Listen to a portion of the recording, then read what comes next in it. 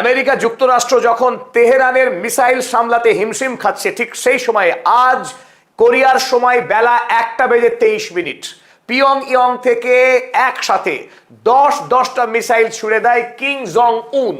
Japan সাগরের দিকে এই 10টি মিসাইল ছুড়ে দেয় পিয়ংইয়ং থেকে প্রায় 340 কিলোমিটার দূরে জাপান সাগরে গিয়ে এই মিসাইলগুলো ভূপাতিত হয়।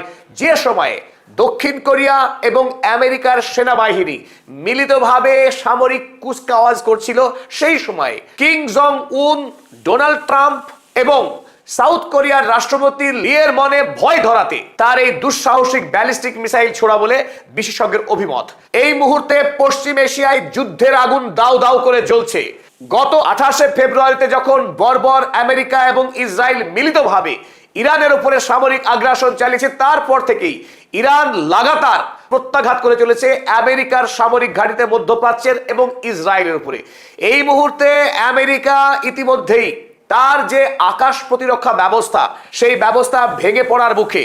আরব দেশগুলিতে থাকা মার্কিন সেনা ছাউনির প্রতিরক্ষা যখন আমেরিকা নিশ্চিত করতে পারছে না, কারণ আমেরিকার থাকা থার্ড এবং পেট্রিয়ট ব্যবস্থা ভেঙে পড়ার মুখে মধ্যপ্রাচ্যে, সেই সময় দক্ষিণ কোরিয়াতে থাকা মার্কিন যে আকাশ প্রতিরক্ষা ব্যবস্থা থার্ড এবং প্যাট্রিয়টকে তুলে এনে স্থাপন করা হচ্ছে মধ্যপ্রাচ্যে, সেই সময়ে কিম জং উন সুযোগ বুঝেই একাধিক ব্যালিস্টিক মিসাইল ছুড়ে দিলেন দক্ষিণ কোরিয়ার বুকে ভয় ধরিয়ে দিয়ে।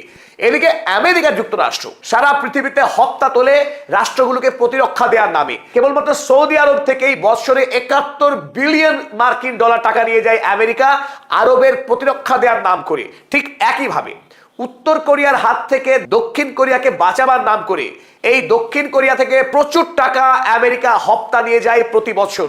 অথচ যখন উত্তর কোরিয়া পারমাণবিক শক্তিধর রাষ্ট্র এবং দক্ষিণ কোরিয়ার প্রতি খড়গহস্ত, মাঝে মাঝে মিসাইল ছুড়ে দক্ষিণ কোরিয়ার প্রতি ক্রোধ বর্ষণ করে যে কিম জং উন, সেই রাষ্ট্র থেকে নিরাপত্তা ব্যবস্থা তুলে নিয়ে চলে আসছে আমেরিকা দক্ষিণ কোরিয়াকে সম্পূর্ণ ভালনারেবল করে। সাম্প্রতিক সময়ে কিম জং উন সামরিক শক্তি বৃদ্ধিতে দারুণভাবে নজর দিয়েছে। গত সপ্তাহেই উত্তর কোরিয়া সমুদ্রে নতুন ভাসিয়েছে তার একটি শক্তিশালী মিসাইল গাইডেড ডেস্ট্রয়ার। এই 5000 টন ওজন বিশিষ্ট গাইডেড ডেস্ট্রয়ার থেকে একটি নিউক্লিয়ার ওয়ারহেড বহনকারী ক্রুজ মিসাইল ছুড়ে দিয়েছিল গত সপ্তাহেই। তাতেই এই কোরিয়া পেনিনসুলাতে উত্তেজনা তৈরি হয়েছিল। আর আজ নতুন করে 10টি ব্যালিস্টিক মিসাইল ছোড়ার পর এই মুহূর্তে দক্ষিণ কোরিয়া এবং জাপান, এই দুই দেশের মধ্যে নতুন করে মারাত্মক ভীতির সঞ্চার হয়েছে। যদিও আমেরিকা এই মুহূর্তে দক্ষিণ কোরিয়ার শাসকদেরকে ললিপপ খাওয়ানোর উদ্দেশ্য নিয়ে একটা নামকে ওয়াস্তে সামরিক মহড়া চালাচ্ছে, যাতে করে দক্ষিণ কোরিয়া ভয় না পায়। কিন্তু কিম জং উন যখন 10টি মিসাইল ছুড়ে দিয়েছে, তারপর দক্ষিণ কোরিয়ার শাসকরা ভয় না পেয়ে কি আর পারে? এই মুহূর্তে ডোনাল্ড ট্রাম্পের শরণ নিচ্ছেন প্রেসিডেন্ট লি। ডোনাল্ড ট্রাম্পকে বোঝানোর চেষ্টা করছে যা করেই হোক দক্ষিণ কোরিয়াকে কিম জং উনের হাত থেকে বাঁচাতে হবে। স্বাভাবিকভাবে এইখানে একটা প্রশ্ন দেখছে সবার মনে, কেন কিম জং উন এই সময়টাকে বেছে নিলেন পিয়ংইয়ং থেকে নতুন করে এই মিসাইল পরীক্ষা করবার জন্য? এক নম্বর কারণ নিশ্চিত, আমেরিকা দক্ষিণ কোরিয়া থেকে তার যে প্রতিরক্ষা ব্যবস্থা, সেই প্রতিরক্ষা ব্যবস্থাকে সরিয়ে নিয়ে এসেছে মধ্যপ্রাচ্যে, যাতে করে ইরানের ওপরে সর্বশক্তি দিয়ে ঝাঁপিয়ে পড়তে পারে, ইরানকে পরাস্ত করে তার যে লক্ষ্য ইসরায়েল এবং আমেরিকার আরব দুনিয়াতে একটা অবিসংবাদী সাম্রাজ্য গড়ে তোলার যে লক্ষ্য, সেই লক্ষ্যকে চরিতার্থ করা। আর এই সুযোগেই যখন দক্ষিণ কোরিয়ার প্রতিরক্ষা ব্যবস্থা ঢিলে ঢালা, দুর্বল, উত্তর কোরিয়া নতুন করে তার পেশি আস্ফালন করে দেখিয়ে দিচ্ছে যে নর্থ কোরিয়াকে ভুল ভাবলে ডোনাল্ড ট্রাম্প বা দক্ষিণ কোরিয়া ভুল করবে। নর্থ কোরিয়া প্রস্তুত যে কোনো মুহূর্তে ঝাঁপিয়ে পড়তে পারে দক্ষিণ কোরিয়ার উপরে এবং তার পুরনো শত্রুতার বদলা নিয়ে নিতে পারে। তবে এটা যদি প্রত্যক্ষ কারণ হয়, তবে আরো গুরুত্বপূর্ণ কারণ এই, নর্থ কোরিয়া, রাশিয়া, চীন, ইরান, এই 4 রাষ্ট্রের যে মিত্রতা, এখন যেহেতু ইরানের উপরে আমেরিকা ঝাঁপিয়ে পড়েছে, আমেরিকাকে বিভ্রান্ত করা, তার শক্তি যাতে এক জায়গায় কুক্ষিগত না করতে পারে, আমেরিকাকে বিভ্রান্ত করার জন্য, তাকে ডিস্টার্ব করার জন্য এই মুহূর্তে উত্তর কোরিয়া অঞ্চলে একটা সামরিক অস্থিরতা সৃষ্টি করেছে। ঠিক অপরদিকে আমরা জানি চায়নাও এই মুহূর্তে তাইওয়ানকে নিয়ে নতুন করে একটা সামরিক অস্থিরতা সৃষ্টি করেছে, যাতে ডোনাল্ড ট্রাম্প ইরানের উপরে সমস্ত শক্তি প্রয়োগ করতে না পারে। আমাদের মতে পদাতিক মনে করছে এটি উত্তর কোরিয়ার সঙ্গে ইরানের যে বন্ধুত্ব, ইরানকে যদিও সরাসরি এই মুহূর্তে সামরিক সাহায্য করছে না উত্তর কোরিয়া, এখনো ওয়েট অ্যান্ড ওয়াচ পরিস্থিতি রয়েছে, সে রাশিয়াই হোক, চীন হোক বা উত্তর কোরিয়া, তারা এখনো মনে করে আমেরিকার বিরুদ্ধে এই যুদ্ধে ইরান একাই জয়ী হবে। তারা যে সার্ভেলেন্স সহযোগিতা দিচ্ছে সেই সাহায্য নিয়েই ইরান নিজের পায়ে আমেরিকা এবং ইসরায়েলকে পরাস্ত করবে।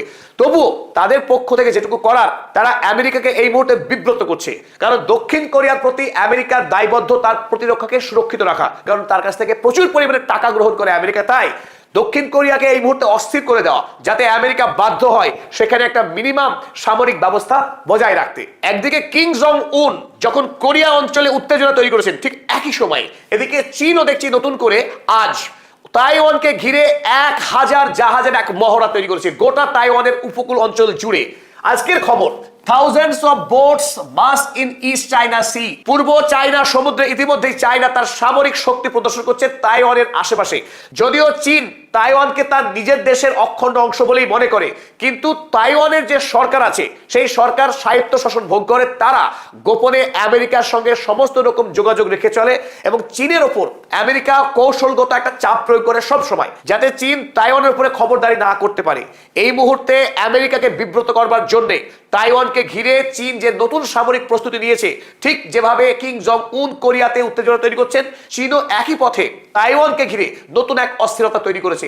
লক্ষ্য একটাই, যাতে আমেরিকা যুক্তরাষ্ট্র তারা যেন unilateral focus on the middle east, তারা যেন মিডল ইস্টে এক এবং সর্বোচ্চ দৃষ্টি এবং শক্তি প্রয়োগ করতে না পারে, কিছুটা হলেও তাদের যাতে দৃষ্টির প্রক্ষেপণ হয় সেই চেষ্টাই করছে এই মুহূর্তে উত্তর কোরিয়া এবং চীন। এখন স্বাভাবিকভাবেই প্রশ্ন জাগছে, আমেরিকা কি এতই শক্তিশালী ইরানের মতো প্রতিপক্ষের সঙ্গে লড়াই করে ওদিকে উত্তর কোরিয়া এবং চীন এতটা ক্ষেত্রে তিনটি যুদ্ধক্ষেত্রে তার সামরিক শক্তিকে বিভক্ত করে ইরানের সঙ্গে লড়াই চালিয়ে যেতে পারবে সমান দক্ষতা নিয়ে? তাছাড়া এদিকে প্রায় 3 বছরের অধিক সময় ধরে ইউক্রেনের যুদ্ধ চলছে, যেখানে আমেরিকার প্রচুর পরিমাণে সামরিক শক্তি ব্যয় হয়ে গিয়েছে। আরো একটি গুরুত্বপূর্ণ আপডেট এই প্রসঙ্গে, গত পরশুদিন সাউথ চায়না মর্নিং পোস্ট তারা একটি অত্যন্ত গুরুত্বপূর্ণ খবর চেপেছে।